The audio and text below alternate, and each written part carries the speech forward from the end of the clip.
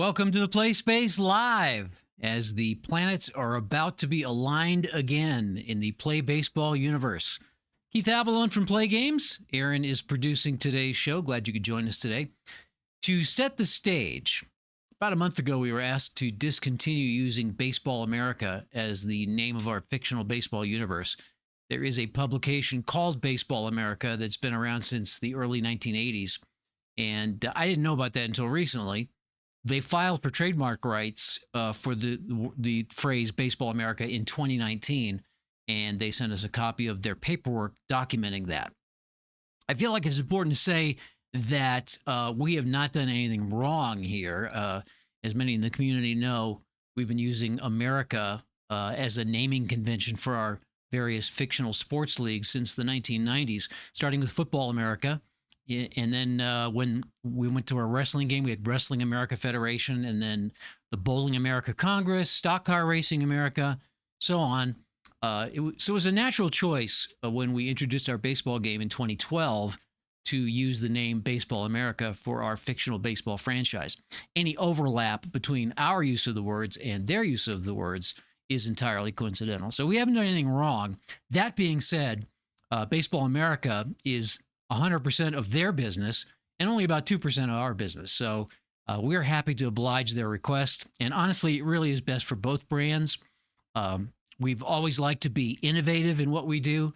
And, when I learned that there was another Baseball America out there, kind of was like, deflating, like, well, I guess I'm not so innovative after all. So again, it made it a lot less appealing to continue to stay with Baseball America. And in the end, I think it's best for both brands that we move into a new direction. And that is what we're going to be talking about today. And I think we've got some pretty exciting news to share. So let's start, first of all, with what's the new name of our fictional baseball franchise going to be.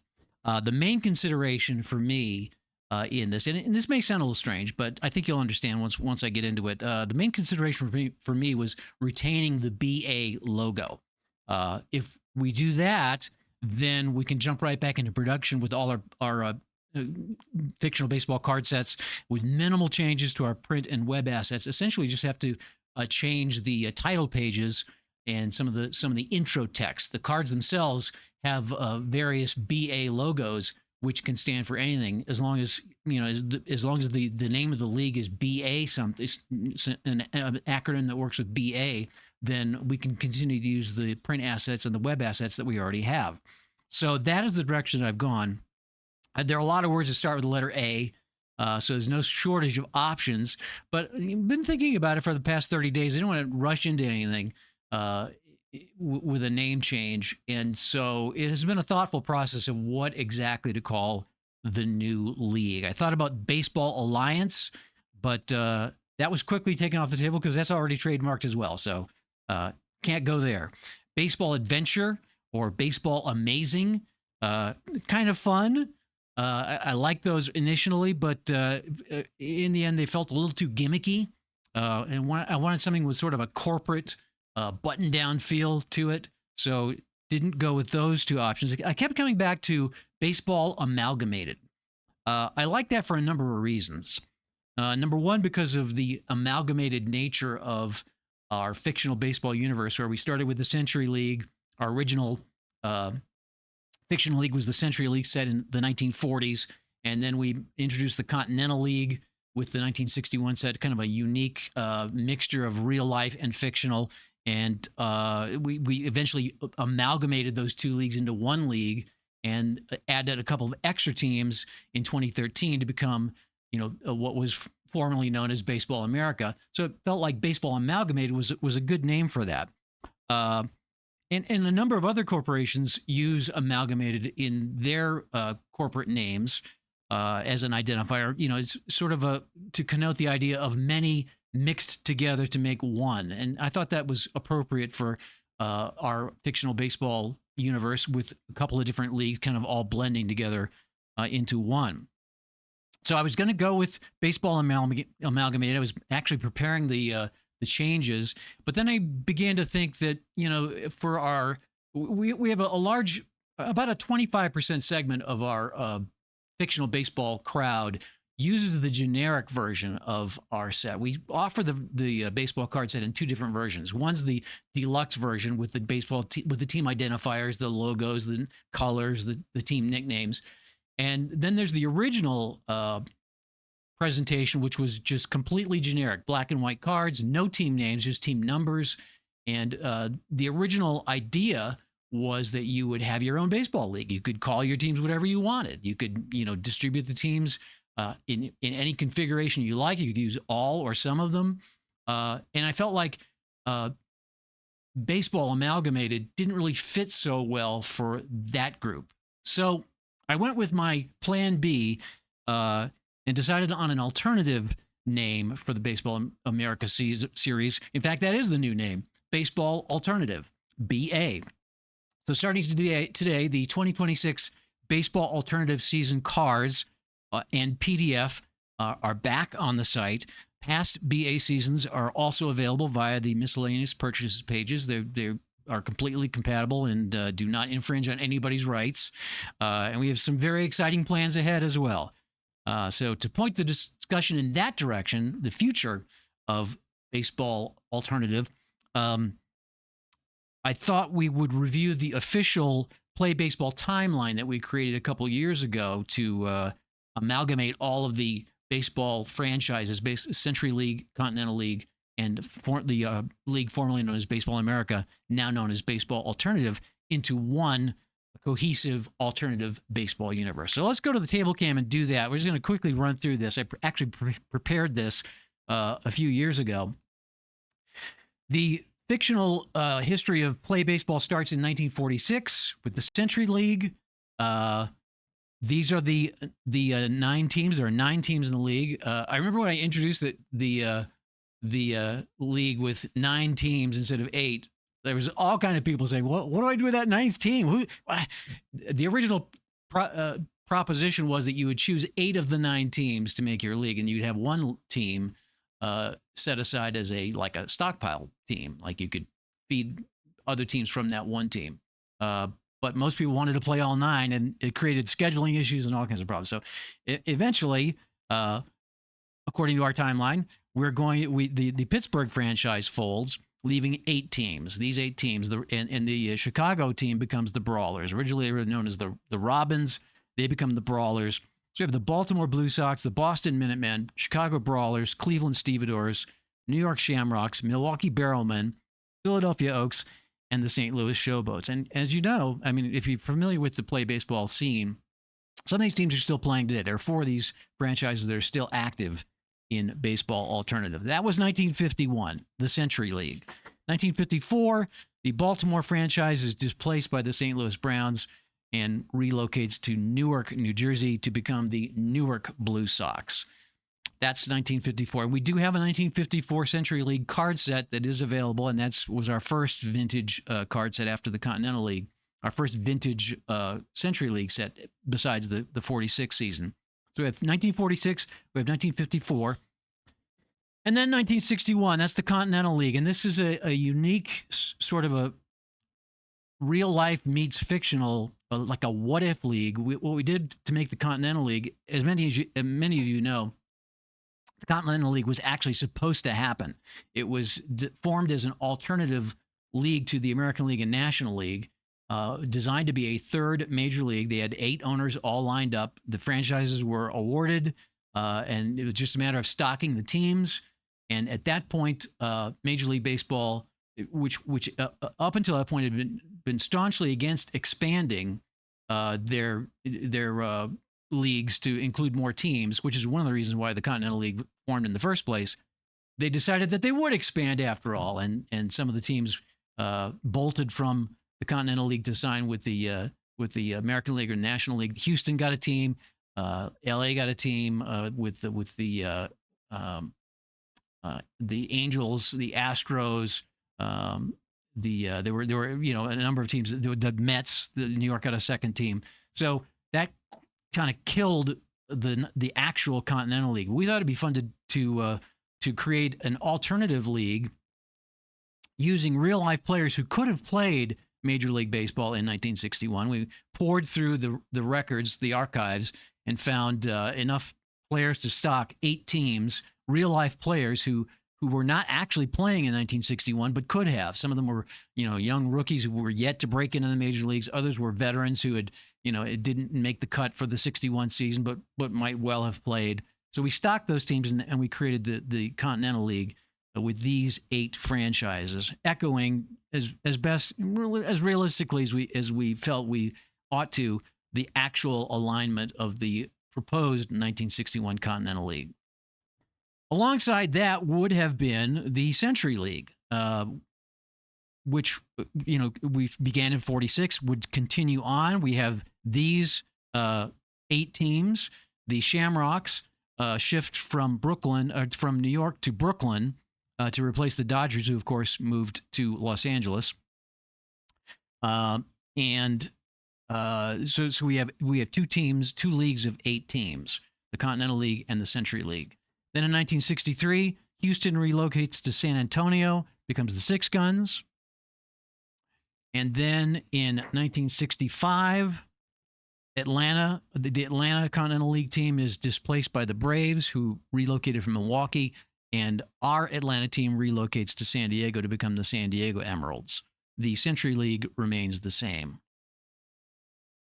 1969, San Diego is displaced by the Padres. The Emeralds become like the wandering franchise. They get kicked out of Atlanta. They go to San Diego. Then the Padres come along, so they move to Hartford, Connecticut, and become the Hartford Emeralds. The rest of the teams remain stable, and the Century League also remains stable in 1969 with the same 8 clubs. Then we move to 1970. Century League Newark relocates to Washington, D.C., as the Senators, of course, moved to Minnesota. And they become the Washington Filibusters. The Continental League stays the same. The Century League has a new team in Washington. 1973 is the final year of the Century League. The Brooklyn Club folds, leaving 7 teams. And the Continental League stays the same. And then we have a merger. 5 of the Continental League teams, 5 of the Century League teams are absorbed into the Continental League. The Boston Minutemen, Chicago Brawlers, Milwaukee Barrelmen, St. Louis Showboats, and the Washington Filibusters. Those 5 teams move from the Century League into the Continental League. And the Continental League's Dallas Club folds. So we have a 12-team league going under the banner of the Continental League. 1977, of course, the Blue Jays come to Toronto, so the Toronto franchise in the Continental League moves to Vancouver, becomes the Vancouver Totems. In 1989, we've got a pretty good chunk of time there, 12 years. They have stability. The Washington and Denver franchises fold. That drops the Continental League down to 10 teams. Boston, Buffalo, Chicago, Hartford, Milwaukee, Montreal, New York, St. Louis, San Antonio, and Vancouver. Then in 1998, another 10 years goes by. The Hartford franchise follows the Whalers, moves to Charlotte, and becomes the Challengers. So the rest of the league remains the same, still a 10-team league, but the Hartford Emeralds become the Charlotte Challengers. Then 2004, the Boston franchise rebrands as the New England Minutemen, and they agree to kind of pick up the slack, play some games in Hartford to take over for the Emeralds, now known as the Challengers. And then we get to 2013, and here's our baseball alternative rebrand. The Continental League rebrands as the Baseball Alternative. There's expansion to Nashville and Las Vegas, which brings the league back to 12 teams. There's new ownership in Vancouver, and that team is renamed the Voyagers. And that is where Baseball Alternative picks up in 2013. 2022, Baseball Alternative celebrates 10 years of play. Again, the same 12 teams. And that's going to bring us to basically where we are today, 2026. These same 12 teams are participating in Baseball Alternative. But we have exciting news for 2027. We're going to rebrand, or actually, we're going to first of all, celebrate 15 years of play with the Baseball Alternative. And the BA is going to reintroduce the dual league alignment. It's going to expand with 2 teams in each league, bringing the leagues back up to 16 teams. There'll be 8 teams in each league, the Continental League and the Century League. In the Century League, the Brooklyn Blue Sox will be sort of a nod to the Century League's past. They'll put a new team in Brooklyn, call them the Blue Sox. We'll also have the Golden Bay Architects. And again, this is sort of a play on words. If you're familiar with the Starship song, "We Built This City," which was, of course talks about San Francisco, that's kind of where the Architects idea comes in. Plus, we can then call them the Golden Bay A's for short, which is kind of appropriate given the fact that, the original Major League Baseball Athletics, otherwise known as the A's, is now moving to Las Vegas. So we can call them the A's, but it's not the same A's. It's different A's. And we're also going to move the Vegas Big Shots, because they're now where the A's are playing. They're going to move to New Orleans and become the New Orleans Big Shots. So the Century League in 2027 will have these 8 teams: the Brooklyn Blue Sox, Chicago Brawlers, Golden Bay A's, St. Louis Showboats, New Orleans Big Shots, and then the Milwaukee Barrelmen, Nashville High Notes, and the New England Minutemen. That's the Century League. The Continental League will have 2 new teams as well. A new expansion franchise in Mexico City, because it is, after all, continental. We got the World Cup this year with playing all different parts of the continent. So the Continental League will truly be continental, with teams in Canada, the United States, and Mexico. So the Mexico City Emeralds will, again, nod to the Continental League's past. We'll resurrect the Emeralds name. They'll play in Mexico City. And we'll also add a team in Southern California, call them the Classics, the Southern California Classics. We'll join the Buffalo Bees, Charlotte Challengers, Montreal Royal Blues, New York Skyliners, San Antonio Six Guns, and Vancouver Voyagers, all original Continental League teams from the 1961 season, franchises from the 61 season. Of course, Charlotte moved, and as did San Antonio, and so did Vancouver. So there'll be 2 18 leagues in 2027 with distinct league identities, the Continental League and the Century League, playing as the 2027 baseball alternative season. It's sort of a subtle shift in context for the BA.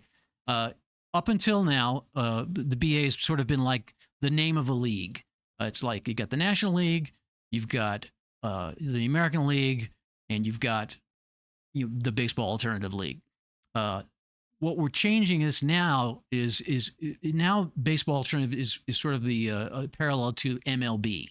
It's sort of an overseeing alternative baseball entity, which will once again have 2 separate leagues, and we'll have our own Fall Classic series now between the Continental League champion and the Century League champion. So it's kind of an alternative baseball universe, and hence the name Baseball Alternative, which I think is super appropriate. So that's where we're headed for the 2027 season. That will be available in probably about February, right around spring training of 2027. So that is the plan for Baseball Alternative going forward. But wait, there's more. I